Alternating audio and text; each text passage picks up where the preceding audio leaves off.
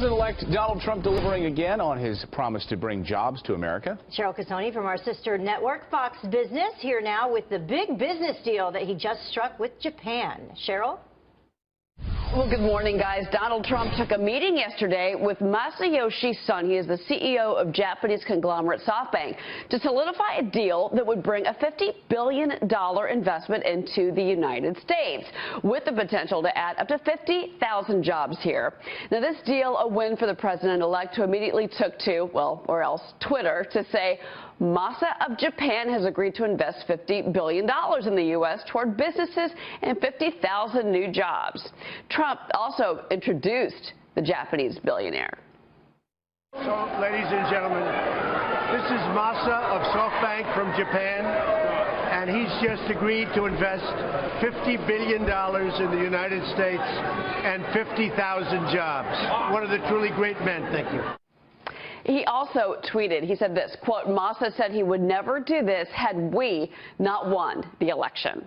Now, the CEO is pointing to the fact that the president-elect wants to scale back regulations, something many business owners say has made the U.S. uncompetitive in the past.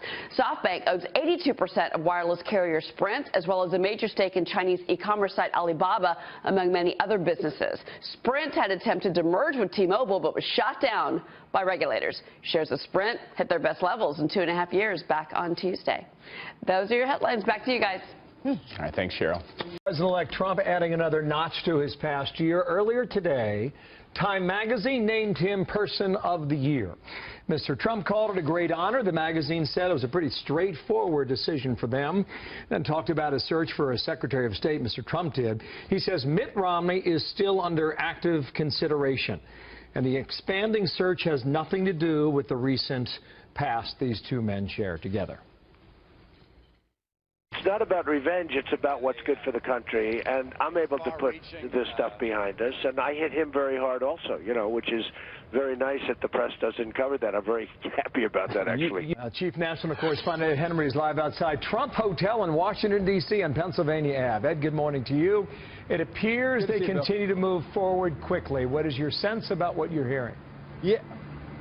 Yeah, well, look, the president-elect himself today said he'll have more announcements today and tomorrow on other non-Secretary of State jobs. Remember, you still have Veterans Affairs, a big job, obviously, to try to fix that, all of the problems there. The Department of Homeland Security, keeping this nation safe. So there's a whole bunch he still has to do, and he says he's moving quickly on that. On top of Secretary of State, he said likely next week. You mentioned Mitt Romney still alive, despite these reports suggesting, well, maybe he's tilting towards General Petraeus or Ambassador John Bolton. So that is still very much up for grabs. And then, by the way, in terms of outreach, Mayor Rahm Emanuel of Chicago, another Democrat, coming in this very hour to meet with Donald Trump in New York at Trump Tower. Remember, Al Gore, the former vice president, was there a couple of days ago, so maybe surprising Democrats that he's doing all this outreach. And I think the other point to make is when you look at these picks coming fast and furious, think about what the New York Times said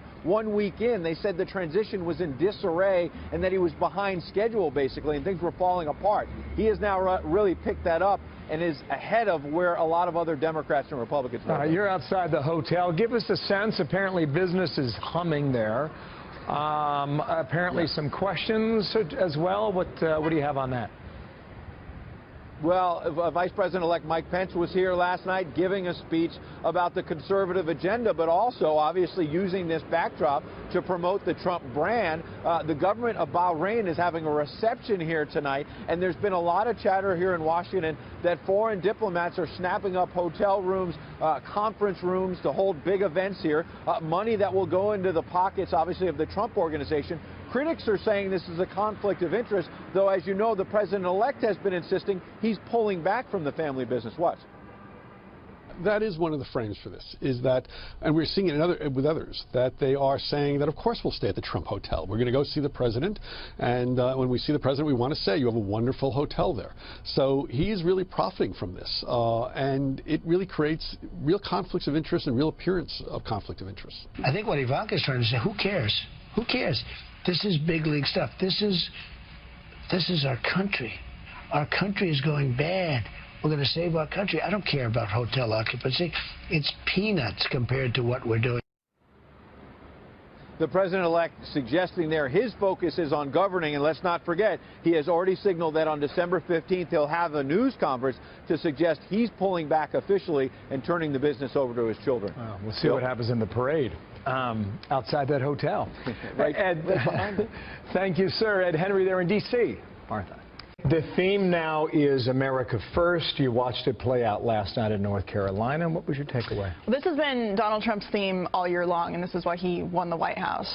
You know, we've seen in the past week that he wants these deals, business deals, jobs to stay at home with the carrier deal and the announcement from SoftBank that they're going to invest double the amount of money that they promised before to invest. And Donald Trump has made it very clear that he's going to be working with Congress and Paul Ryan to foster a business-friendly environment within the country so that all businesses can thrive here at home rather than having to go overseas, whether it's through a reduction in the corporate tax rate, tax reform, or repealing Obamacare, which has had an enormous negative effect on job growth in this country over the past 7 years. Let me come back to that whole theme in a moment here. But first, James Mattis, do you think he gets the waiver from Congress? I think he will. Republicans actually last night put the waiver issue into the spending bill that's coming up for a vote at the end of this week. If Democrats want to deny James Mattis his waiver based on that issue, there will be a government shutdown, and it will be their responsibility. So Republicans are pushing the issue. It expedites the issue to make it happen before Donald Trump takes office on January 20th, before he's sworn in.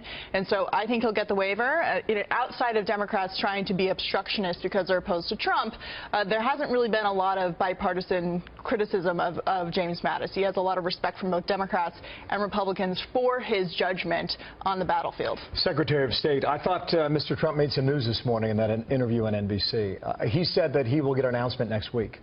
And he was asked to take somebody off the list that's been made public. He did not do that, which tells us Mitt Romney is still in the running, as he said. What is your sense about who he decides? You know, it's hard to tell.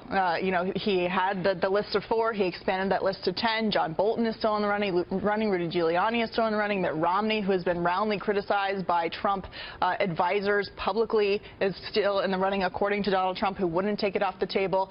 General Petraeus would add to the general list. There's been a little bit of pushback on that. Joe Manchin is an interesting choice, considering he's a Democrat from West Virginia, Democratic senator. Democrats have to figure out what to do with that seat should he be chosen for the job. So this is clearly a position that Donald Trump thinks is very important in a representation of the United States around the world. And based on his America First mantra, he wants to make sure he has the right person to do that job. What was curious about part of his answer, I thought, Katie, was that he said, you know, Mitt and I have come a long way, basically. Yeah.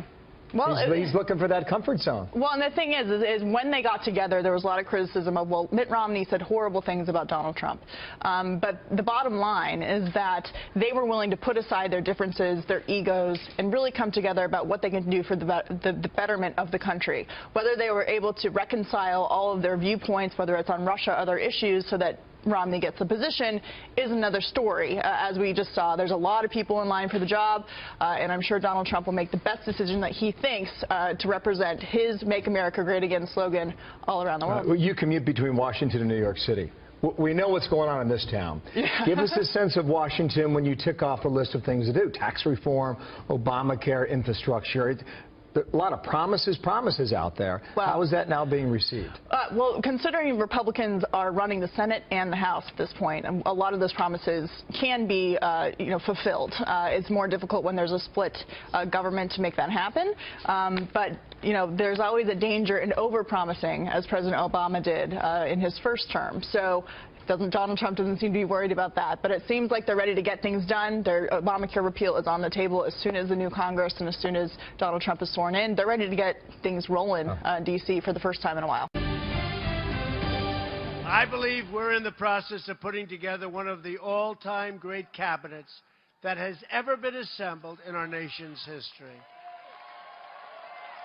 We have some great people going to be named over the next couple of days, too. But to accomplish our goals, we must reject the failed approaches of the past. We must move past the tired conventional thinking of Washington, D.C. So that was President-elect Donald Trump speaking in Fayetteville, North Carolina earlier tonight as part of his thank you tour. But the liberal mainstream media, they refuse to accept that Donald Trump will be your next president. Now to take a look at one of the so-called news networks, look how they're treating your president-elect. This was a white lash. This was a white lash against a changing country. It was a white lash against a black president in part. I want to recognize a lot of our viewers at home. This is frightening to them, and I think we should acknowledge that. This may feel to a lot of our viewers at home like a national emergency. Why? Because Steve Bannon has been described as someone who has been described as a white supremacist, as someone who is an anti-Semite. Inflammatory words about Islam from Donald Trump's choice to be his White House National Security Advisor. This hour, hateful groups emboldened by Donald Trump's election. Online opinions moving offline. He did talk unity at his big rally in Cincinnati. The problem was, you know, he kind of dissed Hillary Clinton. The crowd chanted, "Lock her up." The crowd was mostly white. Still with us, Donald Trump's former campaign manager, Corey Lewandowski, and joining us now, former Obama economic advisor, Austan Goolsbee. You know, Corey, I've gone over these numbers a lot with Austan over the years. 13 million more Americans on food stamps, 8 million more in poverty since Obama's president, the lowest labor participation rate since the 70s, the worst home ownership rate in 51 years. Let's go to Donald Trump from earlier today, and let's look at him announcing the deal with SoftBank. $50 billion investment, 50,000 jobs. Watch this. So, ladies and gentlemen, this is Masa of SoftBank from Japan, and he's just agreed to invest $50 billion in the United States and 50,000 jobs. And he's one of the great men of industry, so I just want to thank you very much. Thank you. Thank you very much. So, Austan, I'll ask you, President Obama said, well, what's he going to do with Carrier? Wave his magic wand? How's he going to get all these companies to invest? Well, it appears that his magic wand is called a telephone, and he picks up the phone, and he got the deal done that Obama couldn't get done. Is that a good thing or a bad thing, Austan, that we have 1,100 safe Carrier jobs, $50 billion invested? Well, no, Carrier is a different case. This SoftBank will look at it. This looks pretty good to me. I think pretty that's good? a good. $50 billion is pretty good?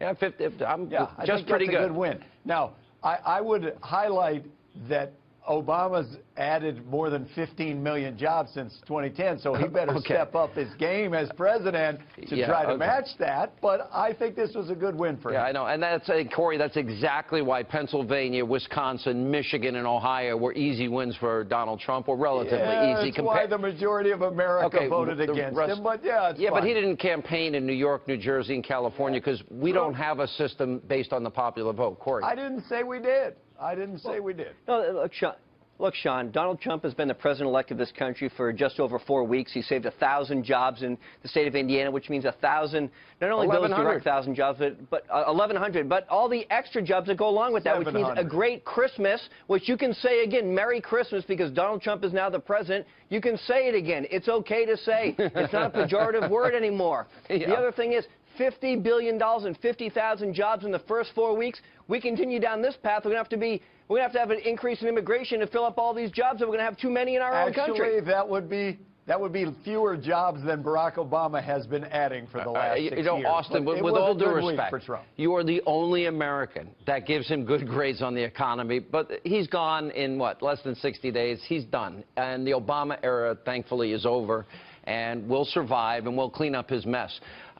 Do you have a problem with a 10% repatriation rate for trillions of dollars for multinational corporations? Do you have a problem with a 15% corporate tax rate? Yeah, because corporations, we know, don't pay taxes. They pass the cost on to consumers, don't they? Well, you're kind of mixing a few things there. On the corporate rate, as you know, what they're actually talking about is cutting corporate taxes by a lot and paying for it by putting a national sales tax equivalent onto consumers. I have some problems with that. The 10% repatriation I didn't see the national rate, sales tax aspect of it. Did you, Corey? They're not calling it a national sales tax, Donald but Trump that's has never the said anything about a national adjustment. They're calling it. Look, I never heard Donald it. Trump has never said anything about a national sales tax, and what he said was No, he's our talking about country a deserves to border be adjustment. competitive. That's good. What he said is our country deserves to be competitive with all the other industrialized countries in the world, and we pay a higher marginal tax rate if you're a business than everybody else does. So let's put our economy on par or better than the others. So let's lower the corporate tax rate to 15% so we can be competitive again. What's wrong with America First? Boy, there's nothing wrong with lowering the corporate tax rate if you pay for it. And we're going to see if he's willing to pay for it. We're going to get lectured on the Economic Council advisor that gave us more debt than 43 presidents before him combined. Cut the deficit in half, Sean. Before him Cut combined. the deficit in half. By the way, Corey, isn't this a much better experience than CNN? You got to admit, it's much better. Well, the good news, look, it's not 8-on-1, which I appreciate. I don't mind the 1-on-1. I'll do that all the time. No, it's actually 2-on-1. It's me and you against him. That's right. I'm not used to these odds. We have a good time over here, Corey. You're going to like it. All right. I want my steak dinner when you get to New York, Mr. Goolsbee. You owe me a steak dinner with wine. I owe you. Yes, you do. Thank you. All right. All I got left on there is for a baked potato, though. You're not getting steak. Corey, welcome back. It's good to see you. And joining us now in an exclusive interview, Donald Trump's former campaign manager, Corey Lewandowski. Corey, good to see you. Hey, thanks for having me, Sean.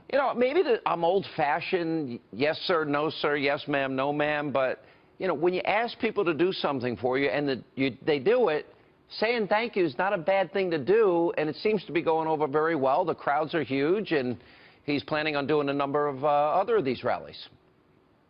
Look, I think this is so smart, not just going out and seeing the people and reminding them that the power is not in Washington but is out in the States, but saying thank you for the support that they gave Donald Trump in this election. What he said was, we're going to unite everybody. But this speech tonight is really powerful, talking about the military, reminding them that they'll have the tools necessary to continue to be the best fighting force this country and this world has ever seen. And with General Mattis there tonight, I think this is a home run. Yeah, agree. And by the way, great choice. We're going to talk to Colonel North later in the program about Mad Dog Mattis. I know the military is very happy with that. The thing that I like about the speech is he's reinforcing the promises that he made on the campaign trail. In other words, originalist justices, 15% corporate rate, repatriation, building the wall, repealing, replacing Obamacare, education back to the states, energy independence. To me, if he does those things, he will be a successful president because people, I think, want him to follow through. Didn't we see that earlier today with the announcement, this deal that was made, $50 billion investment, 50,000 jobs with this the SoftBank deal that he made and announced at Trump Tower today?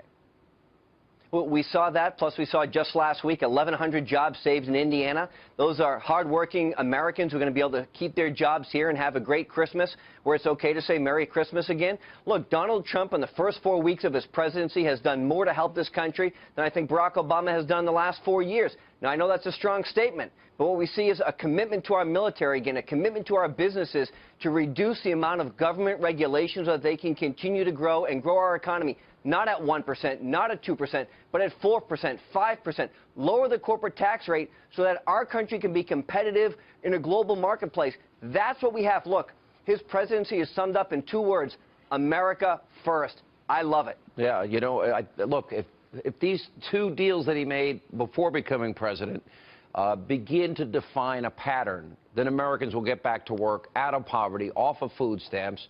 They'll be able to purchase that home, lowest home ownership rate in 51 years. All right, you were up in Harvard, and you were part of a debate team. I know that Dave Bossie was there, Kellyanne was there, I think Paul Manafort was there. You were there going up against Jennifer Palmieri and people like Robbie Mook, and it got really pretty nasty on the side of the left. Let me play a part of it with Kellyanne, and I want to get your perspective on this. I would rather lose than win the way you guys did. No, you wouldn't.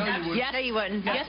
Yes. That's very clear today. No, you wouldn't, respectfully. Absolutely. Do you think I ran a campaign where white supremacists had a platform? You going to look me in the face and tell me that? It did. Kellyanne really? did. Oh, and that's how you lost? I did. Do you think you could have just had a decent message for the white working class voters? Do you think this woman who has nothing in common with anybody... I'm not saying that's why you won, but that's you had a campaign that was run. Over 200. How about it's Hillary Clinton? She doesn't connect with people. How about they have nothing in common with her? My question, you were there. Was it really that bad? Are they really that far, I guess, out of touch with reality that they still don't understand what happened? Well, I think, look, I was there, and the Clinton campaign has not come to the realization that they had a fatally flawed candidate that never connected with the American people.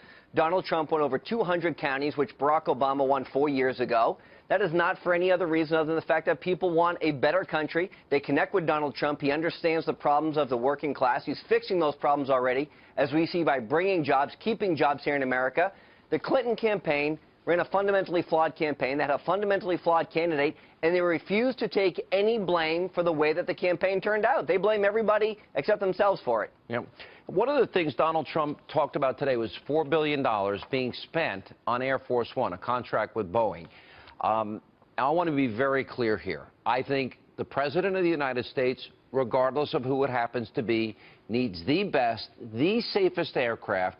In the day and age of radical Islam and ISIS and Al-Qaeda and fear of surface-to-air missiles, it's a scary time. So Air Force One will need defenses that no other plane needs. It's the right thing to do. But $4 billion, here's what Donald Trump said earlier. Well, the plane is totally out of control. It's going to be over $4 billion. It's for Air Force One program.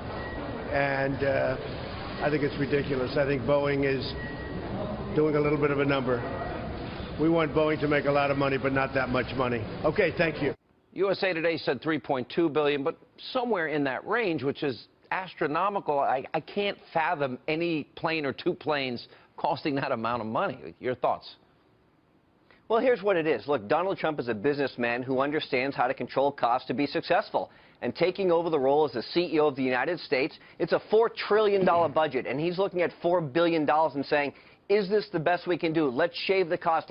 Let's use our taxpayer dollars wisely. I love this. If he's looking at a $4 billion investment as the grand total of what the federal government spends, that means all of those projects are going to be available for review, and we're going to save money. We're going to return that money to the taxpayers. We're going to stop the burden on the federal bureaucracy onto these small businesses, and we'll grow our economy so that we can compete in the global marketplace. Why are we spending $4 billion if the plane really should be a $2 billion plane? I agree with Donald Trump. Yeah, look, you got to watch out for the taxpayers' money, especially when we have $20 trillion in debt and nearly $200 trillion or $125 trillion in unfunded liabilities. Let me ask you this question. There's an article today. It quoted Congressman Flores of Texas, and the article talked at length about how some Republicans, and we know a lot of them were not on board with Donald Trump. I would even say Speaker Ryan, he even admits he didn't see what was happening in the country, not even in his own home state. But the gist of the article was, oh, let's just pass those things that we agree with Donald Trump about, like cutting taxes, reforming the tax code, the easy things, and then the things we disagree on we'll deal with later. Why do I feel that they're never going to want to do the things later, and they're only going to want to pass the things they want to pass? It's sort of like you always get the tax increase, and you never get the spending cuts. You always get the amnesty, you never get the wall. Is this an indication of President-elect Trump that he better pay very close attention to what these Republicans are doing? Because if he wants immigration reform and tough immigration laws and tough vetting of refugees, he better get it up front, because otherwise he gives away his leverage? Well, I think so. Look, I think the first 100 days of this administration are going to be critical to make sure that his agenda is being accomplished and being put forth. And he is going to Washington, D.C. with a mandate, and I think the Republicans have to recognize that. He won more electoral votes than any president don't give up since your Ronald leverage. Reagan's re-election. You don't trust the Republicans any more than I do. Look, I don't, and what I know is that Donald Trump is a businessman, and he knows how to accomplish deals. He knows how to make sure that people both walk away from the table happy, but he's also made a promise to the American people, and that promise is to build a wall on the southern border and to protect U.S. citizens. And the number one job of a president of the United States is to make sure that your citizens, both here and abroad, are safe. That is what he's going to do, and no congressman, no member of the United States Senate is going to stop him from doing that. By the way, isn't it better to be on a network where it's not 10-on-1? Well, look, I'll tell you, I've got a lot of friends at the other side, but it's nice to be here when we both agree that Donald Trump is the right candidate for President of the United States. All right, Corey Lewandowski, stay right there. We'll be right back with him right after the break. There's lots of substantive criticism in the media of Donald Trump, and that is just fine, whether you don't like his foreign policy, his appointments, the call to Taiwan, the Carrier air conditioner deal. This is how the media should cover a president-elect. But there's a new market niche that is emerging here, and I'm struggling to come up with a name for it. It is kind of like fine wine, W-H-I-N-E, because it gives a platform to people who just don't like Trump and says he's screwing up their lives. Really, seriously. You have Billboard interviewing Madonna who offered, I guess I have to describe it as sexual favors to any man who would vote for Hillary Clinton during the campaign. She now says that Trump's election feels like someone died. And it feels like death, and it's not a bad dream, and she wakes up and blah, blah, blah. We also have a guy who got space on the New York Times op-ed page, a Republican elector in Texas who says, all right, I may be bound, or at least morally obligated, to vote for the GOP candidate who won my state, but I don't like Donald Trump. I don't think he's fit for office. I don't like his foreign policy. Why is he picking fights with Alec Baldwin? So I'm not going to vote for him. So that's just a stunt. Doesn't affect the outcome of the election. I don't quite see why this guy gets valuable real estate. But the one that absolutely takes the cake, and you know, it reminds me of all the pieces that we have all read during the campaign about couples that were going through therapy because one liked Trump and one liked Clinton and they weren't getting along, or the post-election pieces about Thanksgiving, how to get through a Thanksgiving dinner, even if you have a couple of crazy relatives who voted for Donald Trump. But here's a woman named Stephanie Land, and she gets space in the Washington Post to tell her story. And the story is that she's a single mom, and she was dating, trying to find a partner, and she went through as many as 6 dates in 1 week. And you kind of feel like it's going to end up with, well, her boyfriend didn't like Trump and they broke up. But no, it's even weirder than that. Stephanie Land, who lives in Montana, says there were a couple of guys she was considering as permanent boyfriends. But then, once it was clear that Donald Trump would be president instead of Hillary Clinton, I felt sick to my stomach. I wanted to gather my children in bed with me and cling to them like we would if there were thunder and lightning. That world felt precarious to me. So when she considered the guys she had been dating, she said, well, they're too unfamiliar. I have to rely on my friends. And she told one of these fine gentlemen, I can't. I just can't. And Stephanie Land says, I've lost the desire to attempt the courtship phase. So she is so depressed over the prospect of a Trump president that she can't go out with anybody. Now, if she were telling this story to her friends, fine. But I don't really see how Trump messed up her life. She messed up her life or doesn't want to date anymore because she's so depressed and blah, blah, blah. Why are editors giving a platform to these people? I suppose it gets some clicks and sells some papers and it's entertaining to read. But it just makes me feel like, you know, maybe many people they know are so upset about Trump that they don't know what to say. They can't speak. They've lost their appetite. They feel ill. They can't date. They can't go on. And it's just getting kind of frivolous. And it's getting kind of old.